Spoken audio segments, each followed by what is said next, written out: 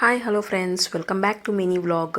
So మేమైతే జిఆర్టీకి వెళ్ళామండి కొన్ని పర్చేస్ చేసుకోవాలని చెప్పేసి. సో ఎప్పటి నుంచో నేను సిల్వర్లో చైన్స్ ఇప్పుడు ట్రెండింగ్గా ఉన్నాయి కదా, సో అవి తీసుకోవాలని అనుకుంటూ ఉన్నాను.